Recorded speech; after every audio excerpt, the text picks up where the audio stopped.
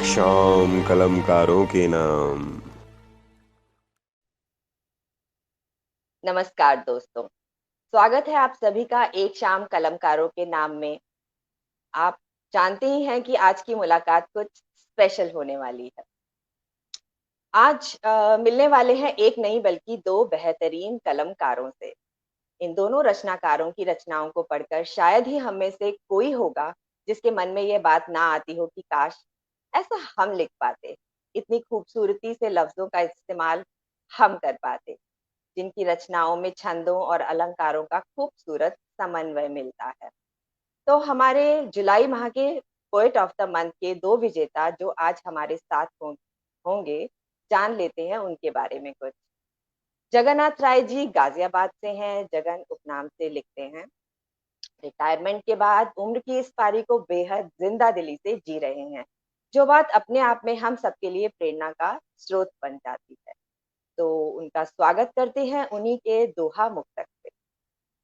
कविता कवि की कल्पना, कौशल कला कमाल। कविता कवि की कल्पना, कौशल कला कमाल। हर है हर हर हौसला, छंद विधा में ढाल। क्रांति कारगर कर कलम, जीवन जज्बा जोश। सामाजिक संज्ञान से स्याही सींच सवाल। स्वागत है जगन्नाथ राय जी का।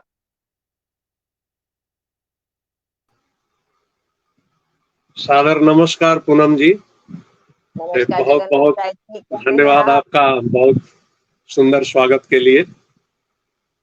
जी चलिए, अब आपकी हम दूसरी कलमकारा को भी बुला लेते हैं साथ में, जो है निभा राजीव। निर्वी उपनाम से लिखती हैं और ऐसा लिखती हैं कि बस पढ़ने वाले खो ही जाते हैं इनकी रचनाओं में।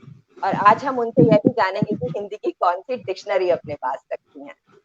तो चलिए स्वागत करते हैं प्यारी सी निभा, जो जिनकी आवाज इतनी खनखनाती सी है कि मजा आ जाता है। स्वागत है निभा जी, निभा। बहुत बहुत नमस्कार। जी नमस्कार, नमस्कार सर। नमस्कार पूनम जी, बहुत नमस्कार निभा शुक्रिया जी, कैसी हैं? मुझे आप अपने साथ जोड़ने के लिए बहुत शुक्रिया। बहुत बहुत स्वागत, और आप दोनों को पीओटीएम का विजेता होने के लिए बहुत बहुत बधाई। बहुत बहुत धन्यवाद। बहुत बहुत तो धन्यवाद आप सबका। आप लोगों को कैसा लग रहा है विजेता होकर? बहुत ही विजेता अच्छा लग होकर रहा है। निभा पहले आप बताइए। बहुत अच्छा लग रहा है। और हम तो लिखते हैं, लेकिन बस अपनी खुशी के लिए लिखते हैं। और इसके साथ ही अगर कभी कुछ उपलब्धि मिल जाती है तो वो खुशी दुगनी हो जाती है, हमें बहुत अच्छा लगता है। बिल्कुल बिल्कुल। जी जगन्नाथ राय जी, आप भी अपनी खुशी का बहुत इजहार कीजिए। खुशी का तो कहना ही नहीं है, खास करके अपने इस मंच पे सम्मानित होना। मैं तो निभा जी को पढ़ता ही रहता हूँ, लेकिन एक बहुत ही सुखद पल है कि कम से कम इनका भी साथ मिल रहा है, तो बहुत ही अच्छा लगता है। और सबसे बढ़ करके है कि अगर आप लिखते हैं, कुछ थोड़ा वो नोटिस होती है, सम्मानित होती है, तो और एक प्रेरणा मिलता है कि हम आगे और बेहतर लिखें, बेहतर लिखें। तो ये भी एक बिल्कुल जरूरी होता है जीवन में। बिल्कुल बिल्कुल। तो मैंने आपके स्वागत में बस इतना कहा, लेकिन आपकी उपलब्धियों को नहीं गिनाया और ज्यादा कुछ नहीं बताया। तो आप क्यों ना आप खुद अपने बारे में कुछ बताएं, अपने बारे में। जगन्नाथ राय जी, पहले आप बताइए जो भी आप तो बताना चाहें, आपको लगता है कि हमें जानना चाहिए आपके बारे अब ऐसा बताना क्या है।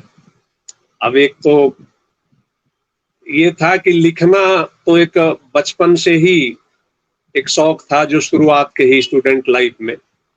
और एक पढ़ने में मैं बहुत मेधावी था, लेकिन इंटरमीडिएट तक थोड़ा परिवेश देहाती था।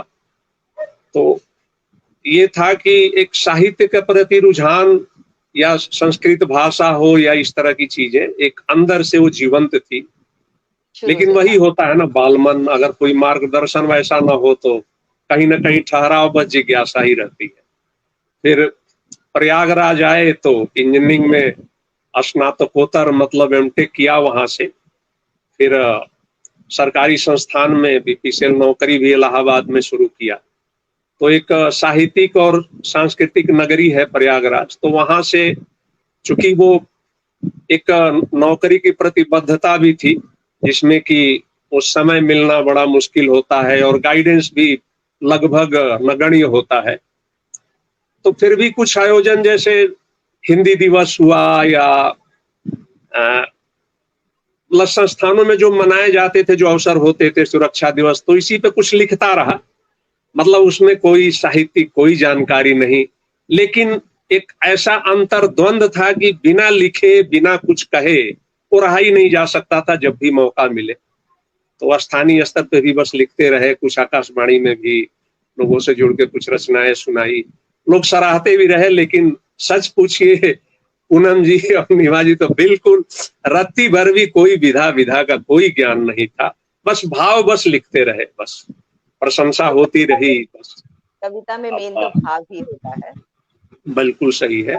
लेकिन ये जो अपना जो मंच आया ना, फिर यहीं से जब मैंने श्रेय जी को जब पहला ही उनसे अगर कहे तो मेरे वो पहले गुरु वही है, तो उनकी मैंने एक ही चीज को गांठ बांधा कि जो भी लिखेंगे विधा में ही लिखेंगे, मतलब जो भी वो शुरुआत करेंगे। और खास करके अब चूंकि अब साथ में है निभा जी, तब इनकी प्रशंसा तो मतलब हम करेंगे ही, भले वो उनको मतलब वो नागवर गुजरेगा, लेकिन सवाल ही कि इनसे मैंने बहुत सीखा है। क्योंकि इनको विधा और विधा में लिखना मैं पढ़ते आ रहा हूँ, और मैं निसंकोच कहूंगा कि इनकी पकड़ जो है ना आज जो है, इनकी जो है सर्वोपरि है।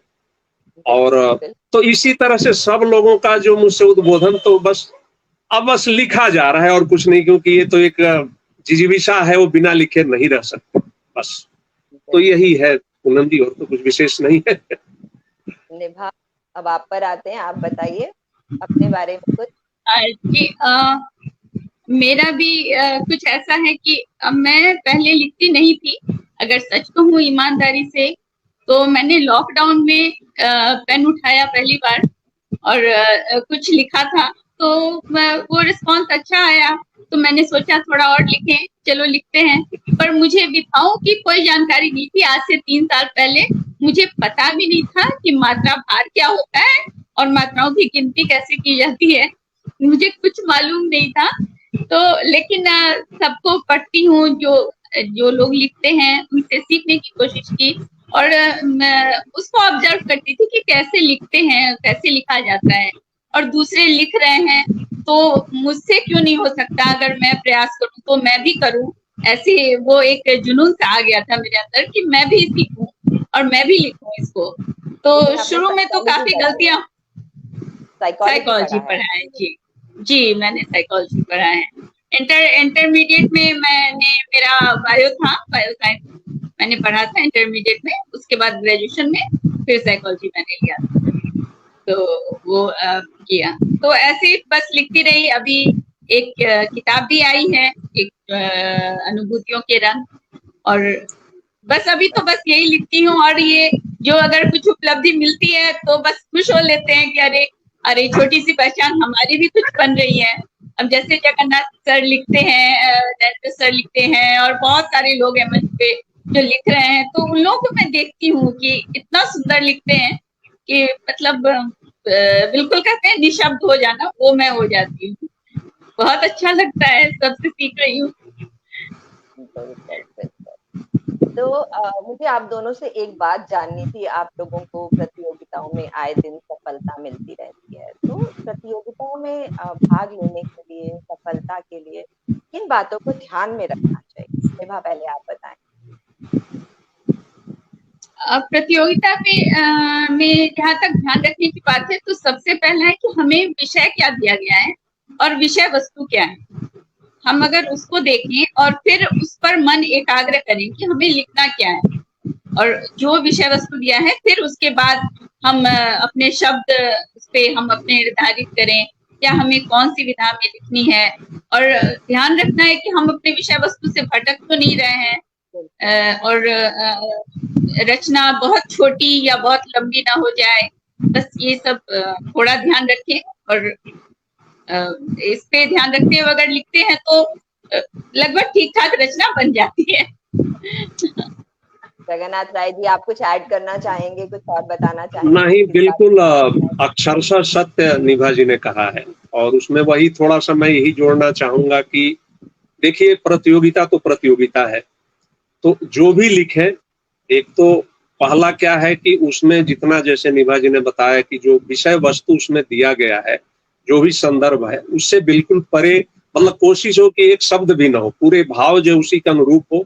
और दूसरा चीज, अगर विधा जैसे छंद है जो भी है, उसका विधा विधान स्पष्ट करते हुए और भाव को पूर्णतया प्रतियोगिता के नियम के अनुसार लिखे जाए तो निसंदेह जो है रचना अच्छी होगी और प्रतियोगिता में सफल भी होगी। चलिए, बहुत बढ़िया। अब आपके प्रतिद्वंदी बढ़ जाएंगे। अब ऐसा करते हैं, आप लोगों से एक कविता सुन ले। निभा, पहले आप सुना दीजिए कोई भी अपनी मनपसंद कविता। जी, तो कविता मैं जरूर सुनाना चाहूंगी। तो ये अभी हाल ही में जो हमारे देश को बहुत बड़ी सफलता मिली है, जो हमारा चंद्रयान चंद्र पे पहुंच गया और वो दक्षिणी ध्रुव को उसने स्पर्श किया, जो आज से पहले किसी देश ने नहीं किया था। तो बहुत ही गौरवान्वित करने वाला ये क्षण था। तो इस पे मैंने एक रचना लिखी, तो दोहा मुक्तक विधा में, तो यही सुनाना चाहूंगी अभी। जरूर जरूर। चंद्र सतह को चूम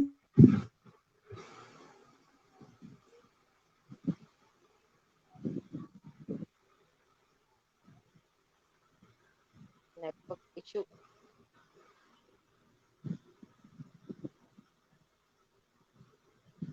जग में जय जयकार, विश्व प्रणेता हम बने। जग में जय जयकार, कीर्तिमान नव रच गया भारत देश महान। कीर्तिमान नव रच गया भारत देश महान। रौंद चला अवरोध को, कौन सका फिर रोक। रौंद चला अवरोध को, कौन सका फिर रोक। अंकित शशि तल पर किया रोवर खंभ अशोक। अंकित शशि तल पर किया रोवर खंभ अशोक। भारत का यह चिन्ह शुभ सजा रहे चिरकाल। भारत का यह चिन्ह शुभ सजा रहे चिरकाल। प्रखर ज्योति विज्ञान की जग पसरा आलोक। प्रखर ज्योति विज्ञान की जग पसरा आलोक। दृढ़ निश्चय ले लौह सम, बाधा किया निरस्त। दृढ़ निश्चय ले लौह सम, बाधा किया निरस्त। वैज्ञानिक तत्पर रहे, जय का मार्ग प्रशस्त। वैज्ञानिक तत्पर रहे, जय का मार्ग प्रशस्त। भेज रहा है सूचना, दृष्टि सजग प्रज्ञान। भेज रहा है सूचना, दृष्टि सजग प्रज्ञान। इसरो का उद्यम सफल, हिंद हुआ आश्वस्त। इसरो का उद्यम सफल, हिंद हुआ आश्वस्त। छुआ चंद्र ध्रुव दक्षिणी, निष्ठा श्रम आधार। छुआ चंद्र ध्रुव दक्षिणी, निष्ठा श्रम आधार। हुआ प्रथम इतिहास में चकित अखिल संसार। हुआ प्रथम इतिहास में चकित अखिल संसार। सजा तिरंगा सोम पर, जय का है उद्घोष। सजा तिरंगा सोम पर, जय का है उद्घोष। गूंज रहा यशगान है सकल विश्व उद्गार। गूंज रहा यशगान है सकल विश्व उद्गार। धन्यवाद। बेहद खूबसूरत गौरव का बहुत बहुत बहुत खूबसूरत, बहुत बेहतरीन। अरे वो दिखाई दे रहा है, बहुत गौरवान्वित महसूस कर रही हैं आपके शब्दों में, आपके चेहरे पे। बेहद खूबसूरत। बहुत बहुत धन्यवाद सर, बहुत धन्यवाद पूनम जी। बहुत सुंदर, बहुत सुंदर, बहुत जगन्नाथ राय जी, अब आपकी बारी, अब आप कुछ सुना दीजिए। जी जी जरूर। तो जैसे निभा जी ने इतनी सुंदर प्रस्तुति सुनाई, हमारा जो इसरो का अभियान चंद्रयान 3 सफल रहा, तो निश्चित तौर पे ये सबको, यह विजय का एक उद्घोष है, वो सबके हृदय को छुआ है। और खास करके मैं तो कहूंगा कि और चाहे कोई लड़ाई जैसी भी हो, लेकिन ये एक हमारी विश्व के ऊपर एक मनोवैज्ञानिक जीत है। इसको जो है ना वो एक बहुत बड़ी जीत है। हमारे पड़ोसी, आप देखिए, उससे अनुमान कल्पना लगा सकते कितनी बड़ी जीत है, उसको शब्दों में बयान नहीं किया जा सकता। तो हम भी चाहेंगे कि जरूर इस जीत की खुशी में कुछ हम भी अपने भाव रखें। जरूर तो स्वागत। एक तो मैंने कुंडलियां एक पहली जो लिखी थी, जब चंद्रयान मतलब उसको छोड़ा गया था, प्रक्षेपण हुआ था, अभी वो रास्ते में था, तो उस समय जो है मैंने लिखा, तो उसको ही विजयश्री मान के, लेकिन हमने थोड़ा भाव को बदल दिया, क्योंकि हम विजयश्री तभी मानते हैं जब वहां पहुंचता है। तो पहले सुनिए, फिर आगे जो है उसके बाद की स्थिति का वर्णन करेगा, तो पहले उस पर गौर करें। पहुंच गए हम चांद पर, ऐसा लगता आज, जब प्रक्षेपण हुआ था तब की दृश्य की कल्पना करिए।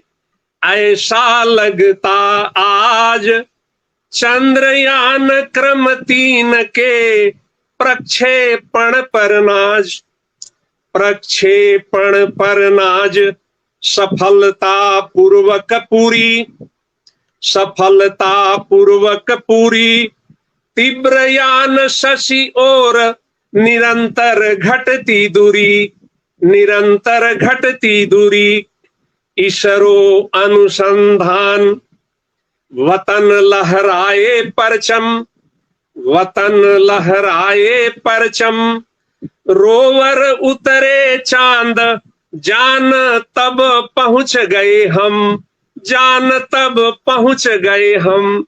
तो उस समय का भाव था, तो अब तो निश्चित रूप से पहुंच गए। बहुत से उसने खोज भी करना शुरू कर दिया, तापमान भी, टेम्परेचर भी, सरफेस सब सर्वेस का बताया था जो कि दुनिया नहीं जानती। अब उसके बाद का जो खुशी है उसको इजहार कर रहा हूं, उसको सुनिए। चंदा मामा दूर के, ये लोरी है, ये माताएं बच्चों को सुनाया करती हैं। चंदा मामा दूर के लोरी लय लवलीन, दक्षिणीय ध्रुव शशि पर पहुंच चंद्रयान क्रम 3, ये तीसरे नंबर का था ना, चंद्रयान क्रम 3, चंद्रयान क्रम 3, बजाया पहला डंका, बजाया पहला डंका, दुनिया के मुंह बंद, दुनिया के मुंह बंद किए थे कितनी शंका। सच पूछिए, बड़ी शंका करते थे हमारे उस पे, लेकिन हमने वो दिखा दिया करके। इसरो पर कर गर्व, इसरो पर कर गर्व, देशवासी हर बंदा, खुश हम सारे आज, खुश हम सारे आज, किए मुट्ठी में चंदा, किए मुट्ठी में चंदा। धन्यवाद। एक आखिरी रख देता हूं, भाव है चूंकि रोक नहीं पा रहा हूं, बस आखिरी है। वैज्ञानिक इसरो तपस, वैज्ञानिक इसरो तपस, सफल हुआ अभियान, चंद्रयान 3 चंद्र तल, उतरा देख जहान, उतरा देख जहान, विश्व ने लोहा माना, विश्व ने लोहा माना, दक्षिण दक्षिण ध्रुव शशि भेद, तिरंगा प्रथम निशाना। अपना देश तो पहला ही निभाजी ने उसका संकेत किया था। अब रोवर प्रज्ञान, अब रोवर प्रज्ञान, चांद पर परितः विचरो, अब घूमो अपनी जहां जहां इच्छा आवे, चांद पर परितः गुज विचरो, खोलो चांद रहस्य, खोलो चांद रहस्य, नमन वैज्ञानिक इसरो, नमन वैज्ञानिक इसरो। धन्यवाद। तो ये निभाजी के साथ साथ हमने भी उसमें थोड़ा जोड़ दिया, तो ये एक प्रयास था। बहुत ही सुंदर, बहुत ही सुंदर। और आपकी रचनाओं का तो वैसे भी जवाब नहीं होता। बहुत बहुत बहुत बहुत धन्यवाद निभाजी और पूनम जी। चलिए आगे बढ़ते हैं।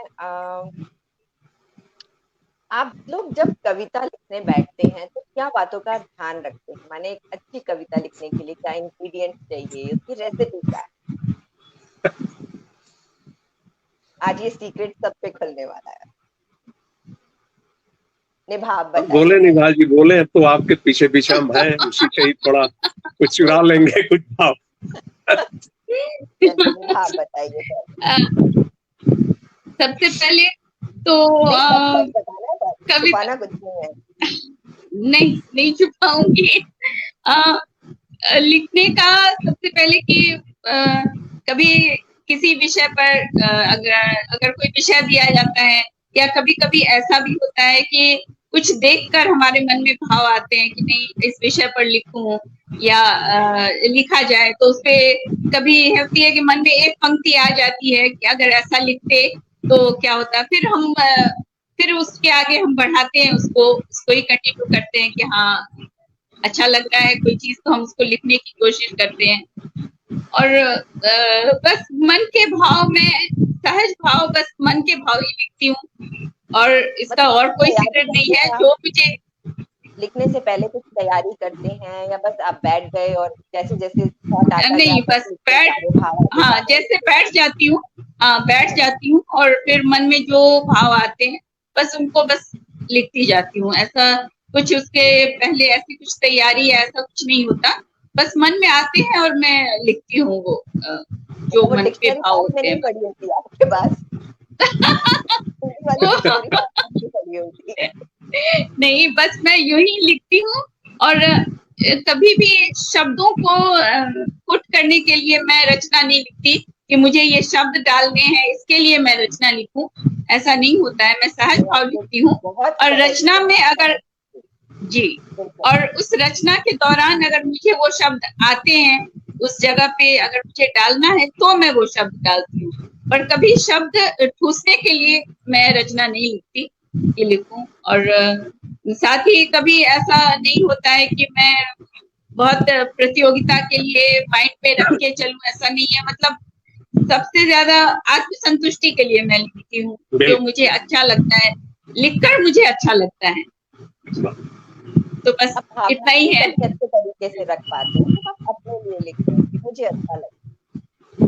जी, क्योंकि मुझे अच्छा लगता है लिखकर। मैं काइंड ऑफ मैं डिस्ट्रेस हो जाती हूँ अगर मैं कभी लिखती हूँ 2-4 पंक्तियां, तो जब मेरी वो रचना बन जाती है तो फिर मुझे बहुत अच्छा लगता है। हाँ, अरे वाह मैंने लिख लिया। तो चलिए जगन्नाथ राय जी, आप भी अपने सीक्रेट्स खोल दीजिए अगर कुछ है तो। अब तो मुझे ये सहूलियत हो जाती कि निभा जी कह देती हैं तो वही संपूर्णता है, लेकिन फिर भी थोड़ा सा मैं जोड़ देता हूँ। जो कह रही है बिल्कुल अक्षरशः वही बात सत्य है। लेकिन क्या होता है कि जब आप अपने मन से कुछ लिखते होते हैं तो एक तो आपके अंदर बैकअप माइंड में आपके भाव विचार सब कुछ एक तरह से बने होते हैं, उसका एक प्रवाह होता है।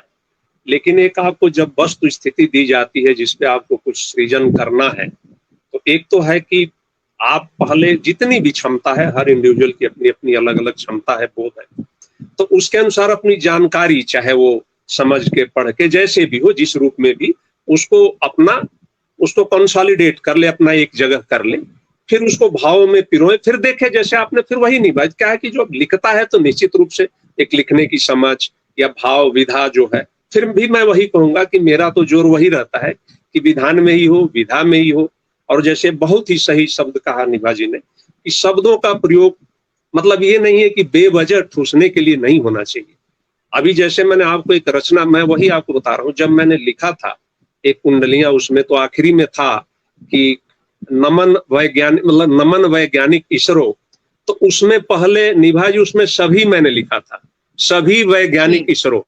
तो मैं तो उसमें क्या हो कि अचानक मैं उसको थोड़ा रिव्यू, तो क्या होता कि अपनी लिखी हुई रचना को रिव्यू भी करिए कि फिर कहीं उसमें ऐसा शब्द नहीं कहीं बदलने की जरूरत है कि भाव और तो मुझे अचानक, देखिए ये लिखना वो आपको अंदर से वो थोड़ा माँ शारदे की भी कृपा होती है, भी आपको स्वीकार करना पड़ेगा।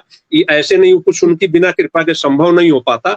और एक टाइम पे टाइमली जो है, तो उसमें अचानक सभी की जगह मेरे दिमाग में वो नमन शब्द आ गया। तो उससे जानती है, तो नमन वैज्ञानिक इसरो, तो उनको एक सैल्यूट भी हो गया। तो भाव जो है ना, पूरी बात ही उसका वजन कुछ और हो गया और मतलब भी कुछ और हो गया। तो एक एक शब्द का बड़ा मतलब होता है चयन का। तो उसका जितना रिव्यू करेंगे ना, तो उसको देखिए कि कोई भी अनावश्यक नहीं है। जहां तक अपने मतलब कहने का मतलब कि जब तक आप थक जाएं कि अब कोई उसमें मतलब मेरे अब कुछ नहीं है, जब आप बिल्कुल संतुष्ट हो जाए अपने लेवल पे, तब फिर ठीक है। तो मुझे तो यही लगता है, बाकी तो तो सही कहा आपने, जानकारी इकट्ठी करना है, उसके बाद आप शब्दों को सरल रूप से यूज करना है बिल्कुल। और बस एक अच्छी सी कविता बन जाती है।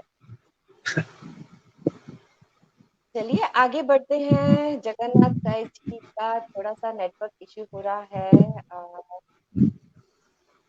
चलिए निभा, तब तक आप बताइएगा मुझे, आलोचना, प्रतिक्रिया और समीक्षा। ये देखिए क्या होता है। आवाज अच्छा आ रही निभा है? जी चलिए। हैं?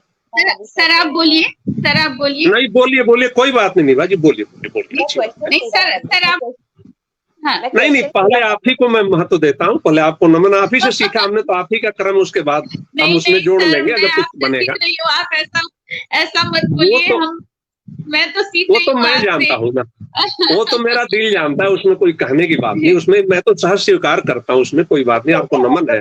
मैं नहीं संकोच करता हूँ कि आप हमारे मंच की सर्वोपरि, मतलब कुछ कहने की जरूरत नहीं है, बस आप कहिए।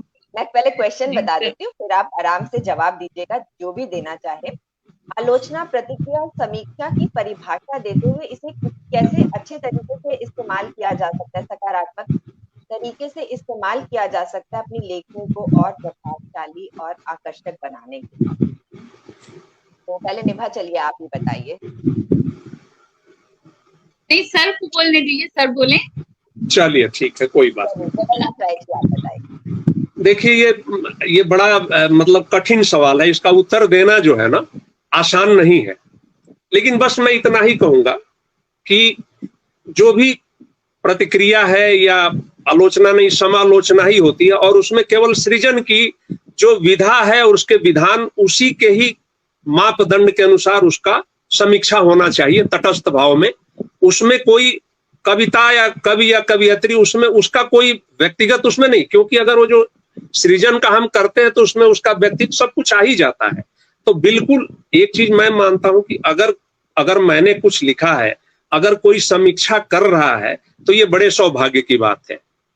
मैं आपको वही अपनी बात बताया कि लिखने की कोशिश करता था, लेकिन कोई समीक्षा करने वाला नहीं मिलता था, कोई जानकार नहीं मिलता था।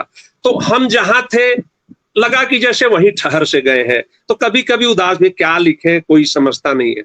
अगर आपको कोई समीक्षक कर रहा है तो मेरे हिसाब से आपने को बड़भागी मानिए कि कोई तो कर रहा है ना। और दूसरी चीज क्या है कि समीक्षा को बिल्कुल मैं यही कहूंगा, जो मैं करता हूं, अक्सर मैं मानता हूं, बहुत लोग समीक्षा लोग हमें करते हैं, और इतना तक करते हैं कि कभी कभी वो भी भाव आए, यार क्या मैं शायद लिख नहीं सकता, मतलब वो भाव समझिए, मतलब वो भी लोगों ने कुछ लगा कि इंटेंशनली भी कर रहे हैं आपको लेट डाउन करने के लिए, वो भी मैंने देखे हैं। लेकिन फिर भी मेरा एक मान्यता यह है कि हर समालोचना को, हर समीक्षा को आप अपने सहज रूप में लीजिए, ये मान के लीजिए कि फिर मैं कहूंगा कि उन चीजों को आप फिर अपने समझ से उसको दुरुस्त करिए, मतलब उसको सही कर लीजिए। अगर लगता है कि अगर फिर आप उस मानदंड के अनुसार है, सुझाव सही, इतना तो समझ में आ जाता है कि किसने सही समीक्षा किया है या नहीं किया है, तो आप अपने को परिष्कृत करिए। आप उनसे बिल्कुल बेफिक्र रहिए कि किस इंटेंशन से क्या नहीं, बेसिक चीजें आप अपने को सुधार करिए, मेरा तो यही मानना है। उससे ज्यादा उसको दिल से मत लगाइए, ये तो बिल्कुल प्रोफेशनल वे में लीजिए जैसे चीजों की समालोचना की जाती है। मेरा तो बस यही विचार है, और इस तरह से ये भाव रहेंगे तो कभी निराश नहीं होंगे। बस ये है कि उससे आप सीखते रहिए और अपने को निखारते रहिए, बस। बिल्कुल बिल्कुल सही कहा आपने। उसे सकारात्मक रूप से लेकर अपने आप को निखारना आप ही के हाथ में होता है। बिल्कुल बिल्कुल वही है। आप अपने को देखिए कि हम कहते हैं कि आप अगर अपने, जो मैं मानता हूं, जो क्योंकि मैं करता भी हूं, मैं आपको बताऊं, जैसे निभा जी ने कहा स्वांतः सुखाय, बिल्कुल स्वांतः सुखाय क्या है? अगर मैंने लिखा, मुझे आत्मसंतुष्टि है, तो एक सबसे बड़ी उपलब्धि हमारी है। हम ही उसके हम श्रोता भी होते हैं, पाठक भी होते हैं। अगर हम पढ़ते उससे आत्मसंतुष्टि है, इतना तो बोध हमें होता है कि कल हमने जो रचना लिखी, अगर हम उसी रचना को आज पढ़ते हैं तो हमें लगता है कि नहीं, इसमें थोड़ा सुधार की भी जरूरत है। एज ए पाठक, as a reader, as a श्रोता उसको हम पढ़ते हैं, समझते हैं, तो उसमें फिर हमें लगता है। मैं खुद बताऊं, मैं बहुत सी रचनाएं मेरे ऐसी पढ़ी है। अब तो खैर निभा जी तो बहुत श्रेष्ठ कवियत्री हैं, तो संकलन भी आया है, लेकिन मैं आपको बताऊं मेरी हिम्मत नहीं होती। मैं तो बहुत जगह रचनाएं बड़ा डर के पढ़ता हूं, तो चलिए आप लोग तो घर परिवार जैसे है, अपनी बातें रख देता हूँ।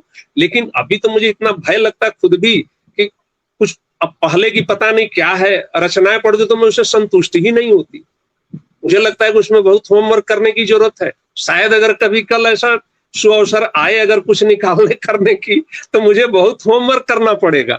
इतना मेरे लिए आसान नहीं। आपको बहुत बधाई है, आपने बहुत ही आगे और बहुत अच्छा लगता है अपने बीच से। चलिए निभा, चलिए मैं आपसे अब दूसरा क्वेश्चन पूछती हूँ। आप माँ हैं, गृहिणी हैं, और जिस उम्र में हम अपने बच्चों की ट्रॉफीज और मेडल को सजा रहे होते हैं, उस उम्र में अपने लिए एक शेल्फ एक्सक्लूसिवली अपने लिए रखना, कैसा फीलिंग आती है उसमें? आपके आत्मविश्वास को, आपकी जिंदगी पर इन चीजों का क्या फर्क पड़ता है? कि सबसे पहले तो जब पहली बार कुछ मिला, जब ऐसा सम्मान मिला, तो पहले बार लगा कि अपने आप को हमने पहचानना शुरू किया है थोड़ा। जब पहली बार कुछ लिखा तो लगा कि शायद मेरी कलम से भी कुछ निकल सकता है, मैं भी कुछ लिख सकती हूँ। जब लोगों ने अप्रिशिएट किया तो लगा कि शायद मेरी भी कोशिश कामयाब हो सकती है अगर मैं लिखूं तो। और फिर ये बहुत अच्छा लगता है कि जब हमारे बच्चे भी, अगर मेरे बच्चे भी उसको अप्रिशिएट करते हैं, उन्हें अच्छा लगता है कि मम्मी को सम्मान मिला या जो कुछ भी, तो वो लोग इनफैक्ट सब बच्चे भी मुझे बहुत सपोर्ट करते हैं। अगर कभी मेरा कुछ प्रोग्राम होता है, ऑनलाइन प्रोग्राम है या कुछ है, तो बहुत सपोर्ट करते हैं कि नहीं मम्मी तुम कर लो, हम देख लेते हैं ऐसे। तो वो लगता है कि नहीं, हमारे बच्चे भी इस चीज को उनके हाँ वो भी अप्रिशिएट कर रहे हैं, उनके लिए भी इसकी इम्पोर्टेंस है कि हाँ नहीं मम्मा कुछ हाँ मायने रखती है कि ये कर, मतलब मम्मी करेगी। तो लगता है कि एक नई पहचान, खुद से खुद की एक नई पहचान हो रही है। जो जिस पहलू को हमने अपने बारे में पहले खुद ही नहीं जाना था, उस चीज को अब हम जान पा रहे हैं कि नहीं, ये अपना नया ही एक रूप लगता है कि हमने देखा। तो पहचान मिली अपनी। जी बिल्कुल, जो हम भी नहीं जानते थे। आज से 3 साल पहले जब मैं नहीं लिखती थी तो मैंने सोचा भी नहीं था कि मैं कभी लिखूंगी। और अब थोड़ी बहुत कोशिश कर लेती हूँ कि लिख पाऊं ऐसा। तो यही है। और तो निभा, बहुत खूबसूरत जवाब आपका। आपका आत्मविश्वास बुलंदियों पे पहुंचता जाए और खूब अच्छा आप लिखती रहे। बहुत बहुत धन्यवाद पूनम जी। बहुत नेटवर्क ठीक आ रहा है, वीडियो ठीक आ रहा है? मेरे में थोड़ा गड़बड़ आ रहा है, बार बार बीच में। आपके में स्मूथ जा रहा है? ठीक है, आ रहा है, वीडियो अच्छा है, हाँ सुनाई दे रहा है। थोड़ा सा आवाज कहीं वैसे ठीक है, नॉर्मली इट्स ओके। मुझे बार रुक रहा है। चलिए मैं अगला क्वेश्चन पूछती हूँ। आए दिन मैं आप लोगों की कविताएं पटल पर देखती रहती हूँ, एक मंच या दूसरे मंच पर। तो इतना प्रोडक्टिव रहने के लिए, जैसे अब मैं अगर अपनी बात करूँ तो मैं कई बार फोन उठाती हूँ और ये रील देख लिया, वो वीडियो देख लिया, करते करते टाइम बहुत बर्बाद होता है। तो आपके क्या टिप्स होंगे प्रोडक्टिव रहने के लिए कि टाइम बर्बाद ना किया जाए, फोकस्ड रहे? कि हमें अगर कविता लिखने में अपना समय लगाना है तो हम कैसे वो कर सकते हैं, फोकस्ड कैसे रह सकते हैं? अगर आप ये चीजें तो हम सभी जानते हैं, लेकिन कभी हमें रिमाइंडर की जरूरत रहती है कि सामने वाला हमें फिर से याद दिला दे कि नहीं आपको फोकस रहना है, आपको ये चीजें करनी, तो हम ज्यादा ध्यान से करते हैं। तो आप कुछ बताना चाहते हो? नहीं, यही होता है पूनम जी की फोकस्ड होना तो बहुत जरूरी है।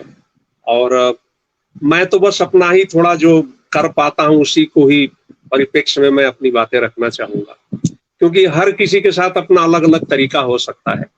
लेकिन चूंकि मैंने थोड़ा आपको बताया शुरू से ही प्रोफेशनल लाइफ में भी या उसमें भी एक, चूंकि मेरी फील्ड भी R&D की ही रही है, रिसर्च एंड डेवलपमेंट अन्वेषण की, तो एक सोचने की जो प्रवृत्ति है ना, वो एक वो स्वाभाविक रूप से नेचुरली वो है, मतलब वो डेप्थ तक जाने की, इन डेवलप कोई भी चीज हो तो किसी भी चीज को सीरियसली लेना, मतलब उसको लाइटली नहीं लेने का। अगर कुछ लिखना भी है 2 लाइन तो उसको अपनी जितनी क्षमता है उसके साथ पूरा फुल जस्टिस करना।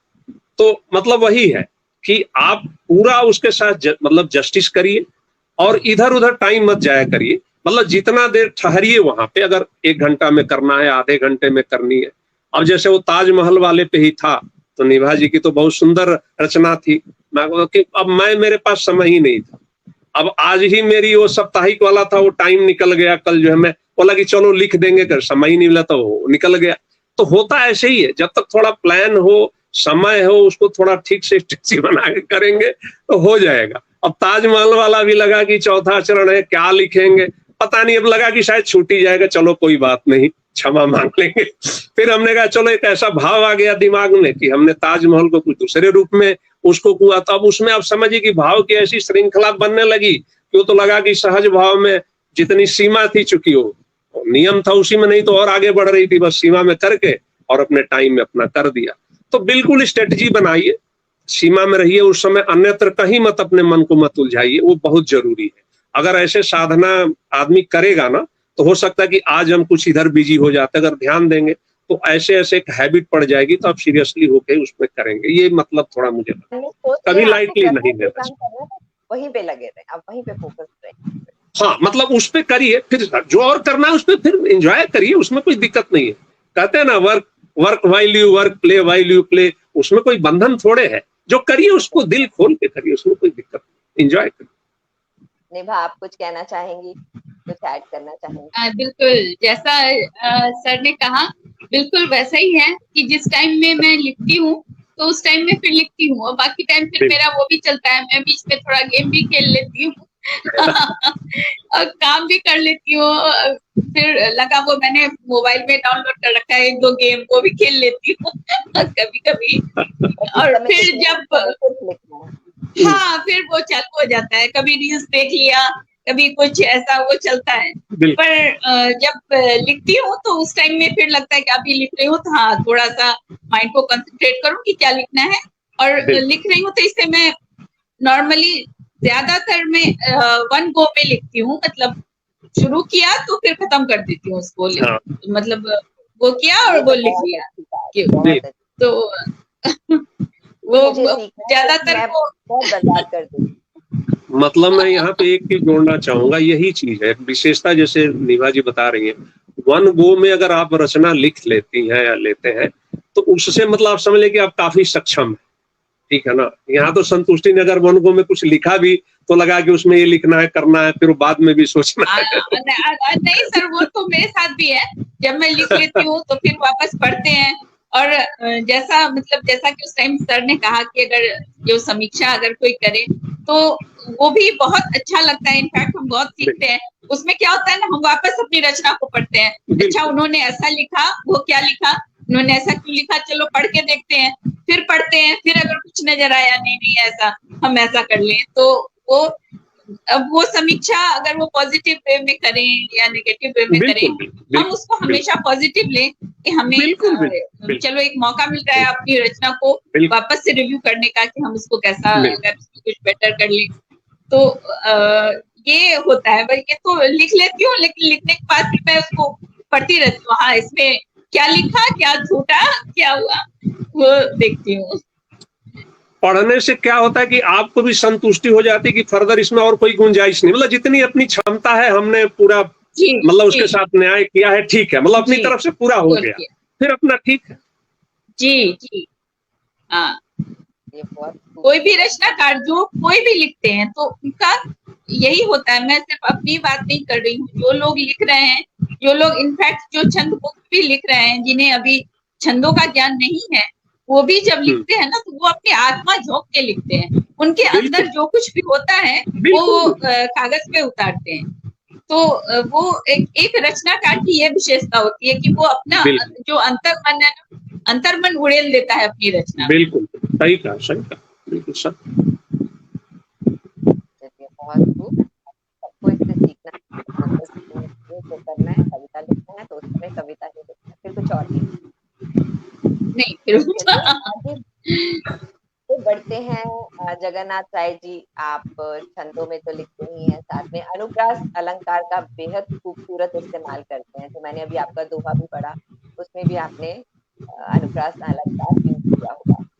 तो कभी आपको ऐसा लगता है कि इससे बाधा आती है अपनी भावनाओं को अभिव्यक्त करने में, या अब आपका वैसा ही शब्द विन्यास वैसा बन गया है और वैसी ही लय सीधी आ जाती है और बहुत सरलता से आप उसे बना पाते हैं, क्या मतलब? बिल्कुल, आपने बहुत ही वाजिब सवाल पूछा है। देखिए, वो बहुत कठिन होता है, लेकिन मैंने आपको बताया अभी हम लोग स्टूडेंट हैं, मतलब जैसे हम अपने को, खैर निभा जी को मैं नहीं कह सकता, लेकिन जैसे नहीं अभी सर, क्या है कि एक मैं साहित्य सीख जगत रही हूँ में हम आपसे। एक स्टूडेंट हैं, हाँ, समझ गए ना? तो हमने ये पढ़ा है या समझा है कि जैसे कोई हम कविता लिखते हैं तो जैसे बहुत से इसी मंच पे ही बहुत से अलंकारों का प्रयोग, दुनिया भर की चीजों का, मतलब जितना इसमें मान्यताएं हैं उसको मतलब कोशिश किया जाए। तो होता क्या है कि सबसे सहज एक अनुप्रास अलंकार होता है कि अब उसमें आप अगर आप लगाते हैं तो एक थोड़ा पढ़ने में, वर्तनी उच्चारण में थोड़ा एक लय, एक थोड़ा ध्वनि जो है वो अच्छा लगता है।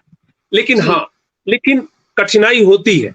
लेकिन वही मैं कह रहा हूं कि इसका जैसे जैसे आप उस पर फोकस करती हैं, फिर शब्द चयन उसके अनुरूप खुद में भी सांचे में ढलने लगते हैं। लेकिन वही जैसे निभा जी ने, फिर बेवजह मत उसको फिर, कभी कभी हो भी सकता है कि कहीं बेवजह आप रुक जाएंगे, कहीं आपको वहां दुरुस्त करना पड़ सकता है। ऐसा नहीं है कि आप ये मान लें कि नहीं ऐसे ही आपको रखा रखा है, यहाँ पे आपने उतारा, उसके साथ निश्चित रूप से परिश्रम करना पड़ता है, तब जाकर के आप 100% जो है जस्टिस। लेकिन अगर ये आदत पड़ जाती है, आदत की नहीं मतलब एक, फिर आपको लगेगा नहीं कि हम कोई अलग से उसमें, जैसे बताया ना कि अलग से कोई प्रयास हो रहा नहीं, अब जैसे मेरे साथ है, अब वो स्वतः होता है, मतलब उसमें कुछ ऐसा वो होने लगेगा। जैसे बाद में, खैर अब तो बहुत अच्छा लिखती हैं, अब मैं, मुझे विधाओ धाओ का उतना नहीं, कुछ विधाएं हैं, अब कुछ और भी लोग बड़े बड़े लोग हैं, थोड़ा ईश्वर की दया से बहुत लोगों का सानिध्य आशीष भी मिलता है, बहुत बड़े।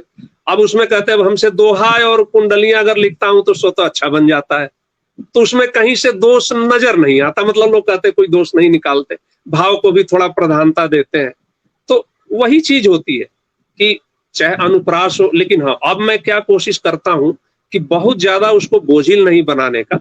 हाँ, थोड़ा थोड़ा प्रयोग है उसमें, यथासंभव होना चाहिए, बहुत ज्यादा भी हो सकता है, कहीं मुझसे ज्यादा हो जाती है, लेकिन कोई उस नहीं कि हम उसमें कोई वैसे, मैं आपको बताया छात्र की तरह से ही ये भी एक प्रयास है, उससे अलावा और कुछ भी नहीं है, लेकिन सहज भाव में होनी चाहिए। अब जैसे हम लोग कबीर दास जी के, चाहे उनके, हाँ नहीं खूबसूरती है। अब जैसे बहुत लोगों को सुना उनकी, सीमा जी को भी, चाहे उनकी कितनी शब्दों का, खैर निभा जी का तो शब्दों का संयोजन का कहना ही नहीं है। अब मैं इनको पढ़ता हूँ तो मंत्र मुग्ध हो जाता हूँ कि कहाँ से कैसे लिख लेती है। अब वही चीज है, मैं बहुत पढ़ता हूँ और पढ़ के मैं आपको बता नहीं सकता है कि एक चीज को कभी मैं सोचता हूँ कि उसमें कैसे लिखा जाएगा। जब मैं कभी इनकी रचनाएं पढ़ती हूँ कि इसमें कितने गहरे भाव हैं, हमारा क्यों नहीं दिमाग उधर गया, समझ नहीं है, तो कभी अपने पे भी खींच होती है, तो कहते चलो ठीक है कोई बात नहीं, तो अपने घर की है, इन्हीं से पढ़ के थोड़ा सीख लेते हैं, तो सीखेंगे। आपके जैसा तो मैं कभी नहीं लिख पाऊंगी, आप कितना सुंदर अरे लिखते क्या हैं, बात कर रही इतना है। तो मैं कभी नहीं लिख पाऊंगी। आपको मैं बताऊं, मैं 3 लोगों को, देखिए 3 साहित्यकारों को अपने मंच से मैंने, मतलब अपने दिल की बात बता रहा हूँ, एक उसमें आप हैं, एक मधुकर बनमाली जी हैं और इंद्रजीत जी हैं, मैं तीनों को एक श्रेणी, लेकिन आज मैं चूंकि कहने में मुझे कोई गुरेज नहीं है कि आप तीनों में आप सबसे आगे हैं, मतलब ये मैं आज थोड़ा कहना नहीं चाहिए, तीनों एक समान है, अपने अपने ही हैं, जैसे आप हैं सभी है, लेकिन उसमें अगर मान लीजिए अगर समीक्षा करनी हो तो आपका जो है कोई जवाब नहीं है। आप एक राष्ट्रीय स्तर पे, मतलब एक स्थापित जैसे लगता है हो चुके, चलिए तो घर के होते हैं ना, घर की मुर्गी दाल बराबर कहते हैं ना, तो कभी ऐसा लगता है, लेकिन निश्चित में आपको सैल्यूट है, आप एक राष्ट्रीय स्तर की, और आप में अपार संभावनाएं छिपी हुई है, और आप एक दिन देखिएगा, मेरा याद रखिएगा तब, बहुत ही जो है, बिल्कुल बिल्कुल, इसमें कहने की कोई बात ही नहीं है, हमारे लिए बड़ी गर्व की बात है, आप अच्छा लिखती है, हमें पढ़ के आनंद होता है। और क्या, आप दोनों जो भी लिखती हूँ सर, आप लोग की आशीर्वाद है, बस आपका बहुत श्रेष्ठ जनों का आशीर्वाद होता है, तो उससे ही सब कुछ होता है, बाकी इतनी कुछ क्षमताएं नहीं है मुझ में, मगर आपका आशीर्वाद है। यही बहुत बहुत धन्यवाद, यही बड़प्पन है, यही सहजता है कि आदमी अपने को कुछ न माने, निमित्त मात्र माने, तो बहुत बड़ा है। तो मैं बोल रही थी, आप दोनों की रचनाएं सुनकर आह और वाह दोनों निकलता है। आह, वाह इसलिए कि बहुत खूबसूरत होती है, और आह इसलिए कि ओ, हम क्यों नहीं ऐसा लिख पाते, तो बेहद खूबसूरत होती नहीं, अब देखिए, वही मैंने कहा, कभी भी ये तुलना नहीं हो सकती है आप पूनम जी जो लिखती हैं उसका एक जो अंदाज है या उसकी जो शैली है वो कोई नहीं टच कर सकता। आपका एक बहुत ही मतलब एक अलग ही सब चीजें हैं एकदम, चाहे वो अब क्या मैं कहूँ, अब शब्दों के आप ही के एक दिन मैं कुछ समझ नहीं पाता। खैर मुझे तो गजल वजल कुछ आता ही नहीं, तो क्या मैं उसमें कहूँगा। आपकी विधा है उसको भी प्रणाम है। चलिए शुक्रिया। पूनम जी, जगन्नाथ राय जी ने सोचा कि विधा की थोड़ी तारीफ हो गई तो पूनम जी भी कर दी जाए। नहीं नहीं, उसमें कोई तारीफ वाली बात नहीं, इसमें तो आपस की बात है, तारीफ की कोई बात नहीं है। वो तारीफ, तारीफ को तारीफ क्या करना है, चलिए जो है वो है, वही तो हकीकत है। चलिए निभा आप पे आते हैं। जगन्नाथ राय जी ने जैसे अपने अनुप्रास का बताया, आपके भी हिंदी के शब्द इतनी सरलता से आप इस्तेमाल करती हैं, बहुत खूबसूरत लगते हैं। तो हम लोग, मुझे लगता है मेरे साथ साथ सभी ये सोचते होंगे कि कैसे आप लगातार इन पे काम करती हैं, या आपने आप शायद एक बार बता रही थी कि काफी टाइम से पढ़ती आ रही हैं कविताएं, तो कविताओं को पढ़कर आपके दिमाग में वो शब्द हमेशा से रहते हैं या उस पे कदम सकती हैं, उस पे थोड़ा सा बताइए हमें, ताकि हम लोग भी थोड़ा सा अपने शब्दों पे काम कर सकें।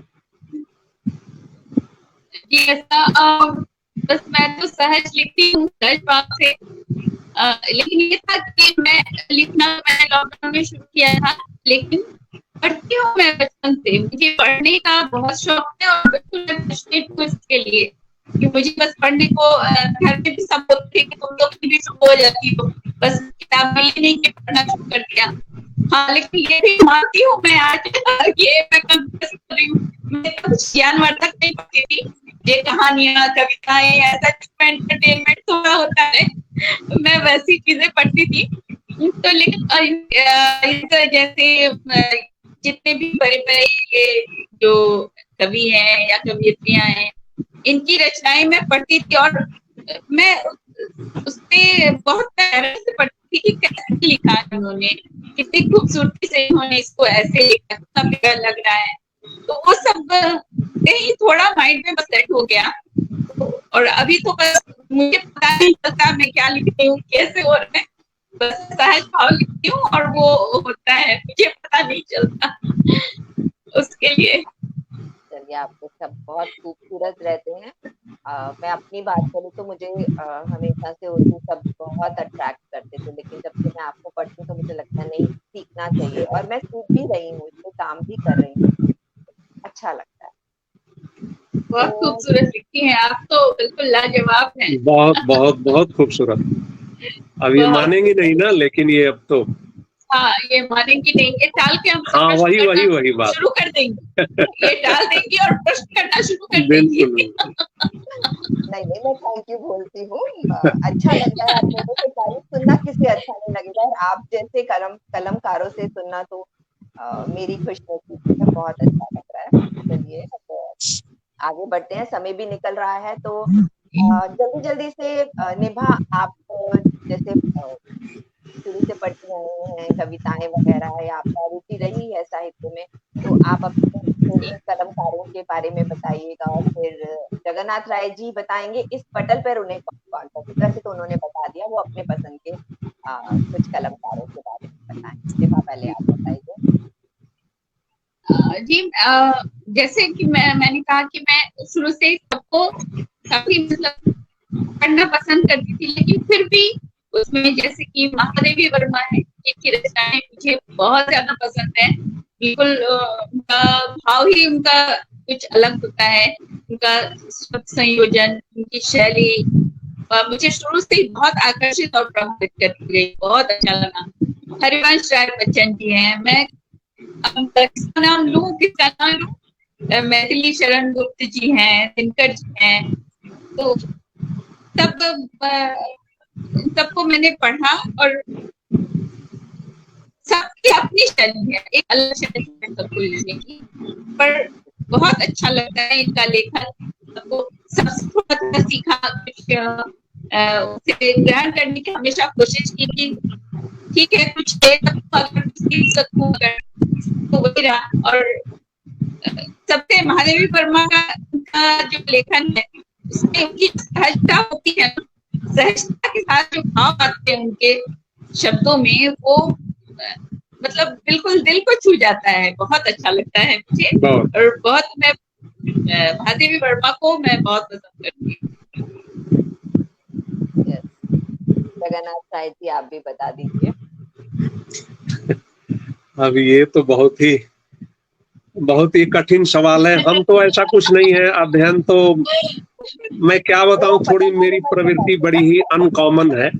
मैं थोड़ा सा, मेरा रुझान थोड़ा अध्यात्म प्रवृत्ति की तरफ भी थोड़ा रहता है, और इसलिए नहीं कि कोई वो आडंबर वाला नहीं, मेरा एक अन्वेषण, जैसे बताया ना आपको, तो थोड़ा संतों का, शास्त्रों का क्या है उसमें एक रहस्य जानने का एक जिज्ञासा है। तो अब जैसे रामचरित, जैसे तुलसी को या कबीर को, अब जैसे कबीर की बात होती है, कितने सहज भाव में कबीरदास जी ने मतलब चीजों को, गुण, जबकि वो अनपढ़ थे, लेकिन भाव को जो रखा तो उस तरह से लिखा जाए।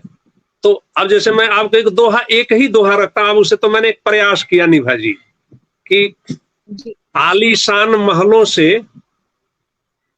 होते लोग न खास, मतलब कोशिश किया, आलीशान महलों से होते लोग न खास, राजा होते दंडवत कुटिया संत निवास। तो समझ नहीं ना, मतलब उसी भाव को उसमें, और सोचिए तो बहुत बड़ा भाव है, उसमें तो नहीं है। अब आलोचना का ही अब रहीम का था कि उसमें निंदक नियरे राखी आंगन कुटी छवाए, देखिए उसमें कितना समाहित है। तो हम थोड़ा सूर, तुलसी, और ये जैसे मैं अब तुलसीदास जी का रामचरित मानस आपको जान के आश्चर्य होगा, मैं पूरा पढ़ जाता हूँ, 2 दिन में मैं पारायण भी कर देता हूँ। तो मुझे जैसे क्या है, दोहा के प्रति बहुत ही वो है। अब जो भी कहिए, कहते हैं लोग कि दोहा अगर आप सीख जाएंगे ना तो छंद सीखना आसानी, हमारे वो गुरुवर नरेंद्र जी भी कहते हैं। तो मैं फोकस वहीं से शुरू किया और वहीं से थोड़ा आगे बढ़ना शुरू किया। तो दोहे से फिर चौपाई या सोरठा या दोहे से इस तरह से है, या जो भी उससे बने, तो उसी से मिलते जुलते बहुत से छंद है, जो लय जो है कैसे बनाना, तो बहुत आसानी हो जाती है।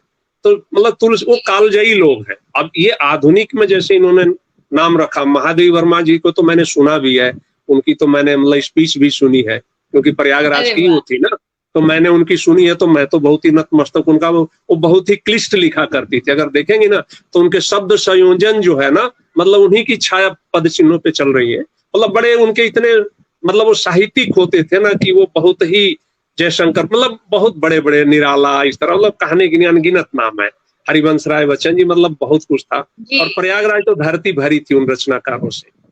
ये आपके वो, जैसे वो आपके दिनकर जी हैं, ये है, मतलब कहने की बात ही नहीं, एक से बढ़ के एक है। अब इतना मौका नहीं मिला, लेकिन पाठ्यक्रम में ही इतनी रचनाएं उपलब्ध थी कि वो नमन है उन लोगों को। चलिए, अब एक छोटी छोटी सी रचना भी हो जाए, छोटी छोटी सी रखिएगा, ताकि बस समय समाप्ति की ओर जा रहा है, तो एक एक रचना तो निभा जी से ही शुरू करते हैं।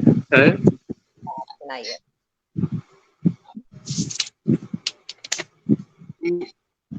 तो एक छोटी सी रचना, ये इस पर मैं थोड़ा शेयरस में सुना देती हूँ।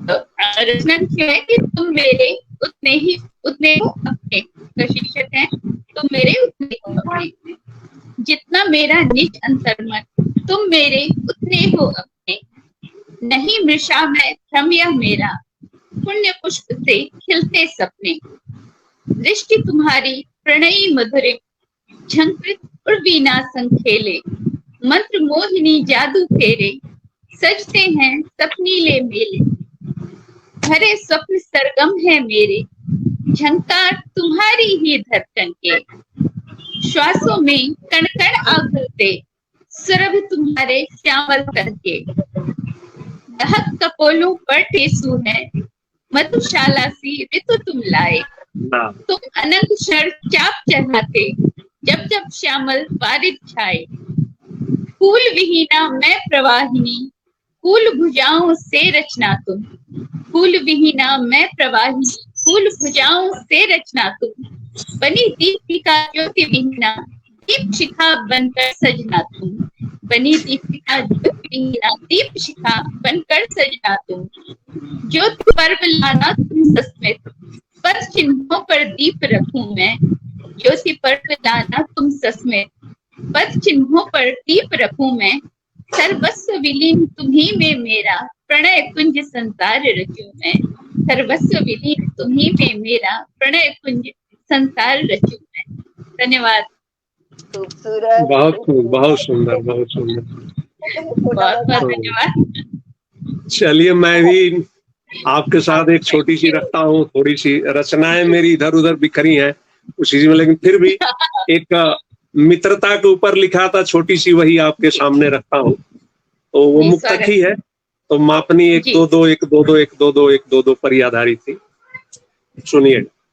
रहे साथ हरदम वही मित्र होता, मिले लाख विपदा लगा संग गोता, कवच ढाल बन कर सदा साथ चलता, सतत हौसला दे व्यथा बांट ढोता। अगला सुन ले। सही मित्रता तो नहीं देखती पद, पदोद नहीं देखती, सुदामा गरीबी कहाँ कृष्ण का कद, बहे कृष्ण आंसू धुले पग सुदामा, मिले मित्र दोनों सभी देख गद गद। अब आखिरी रखता हूं, कम ही टाइम में करना भी है। मिले मित्र सच्चे निभाना जरूरी, हृदय खोट साथी लखन रेख दूरी। जो खोट है उनको एक लक्ष्मण रेखा खींच देनी चाहिए। भले, देखिए सार इसी में है, भले मित्र एक दो, भले मित्र एक दो रहे जिंदगी भर, नहीं मतलबी हो जगन जश्न पूरी, जगन जश्न पूरी। यही भाव था, 1 2 ही रहे लेकिन अच्छे हो। बिल्कुल, 1 2 ही बहुत बिल्कुल, बहुत आपने धन्यवाद। सारा सार समेट किया आपने कुछ ही शब्दों में। बस वही था। यूं ही वो विस्तार में भी थी, मैंने बहुत लिखा तो इसको बढ़ाया था, लेकिन वो थोड़ा उतना ही रखा, समय की भी मर्यादा सम्मान का। बहुत बहुत ही खूबसूरत। खूबसूरत। और बहुत बहुत आज की जो सबसे खास बात रही वो है आपकी शिक्षा किसी भी विषय में रही हो, जैसे जगन्नाथ राय जी ने बीटेक किया है, अरे नेहा आपने मनोविज्ञान में शिक्षा प्राप्त की है, तो लेकिन जिंदगी में अपनी पसंद की राह को पकड़कर अपनी सकारात्मक सोच और कुछ सीखने और कर गुजरने के जज्बे से आप बुलंदियां छू सकते हैं। तो मुझे तो आज आप लोगों से बात करके बेहद मजा आया, हमारे दर्शकों को भी आया होगा और बहुत कुछ सीखने को भी मिला होगा उनको। तो आप दोनों का वक्त निकालने के लिए और हमसे जुड़े रहने के लिए और इस वक्त जुड़ने के लिए शुक्रिया। अपने के प्रति प्रेम और लगाव को यूं ही बरकरार रखते हुए उनका लेखन करते रहिए। आपके उज्जवल भविष्य के लिए ढेरों शुभकामनाएं। बिल्कुल, बहुत बहुत बहुत बहुत धन्यवाद बहुत पूनम बहुत जी। धन्यवाद पूनम जी को विशेष रूप से, और निभा जी को भी विशेष रूप से, कि कम से जी, कम आपको भी हमने सर, सामने शायद हम लोग आपको पहली भी बार हो सर। रहे हैं। खैर जी, खैर, हाँ वैसे तो जानते तो बहुत पहले से थे। बहुत धन्यवाद है पूनम जी, और आदरणीय श्रेय जी को भी बहुत बहुत बिल्कुल, धन्यवाद अरे है वो तो कि कर्णधार है, उनके बिना तो सब जो हाँ, है। कि बिल्कुल बिल्कुल हम सब। जो आज यहाँ आने का अवसर मिल रहा है, तो वो ये प्लेटफॉर्म उन्हीं ने दिया है हमें, बिल्कुल तो इसके लिए बहुत बहुत धन्यवाद है उन्हें और पूरी टीम को, पूरी KKG टीम को बहुत बिल्कुल बहुत धन्यवाद है। बहुत बहुत बहुत बहुत धन्यवाद, और विशेष रूप से पूनम जी को सब ऑर्गेनाइज और ये सब करने के लिए और जी, आपके साथ जुड़ने के लिए बहुत बहुत धन्यवाद। बहुत।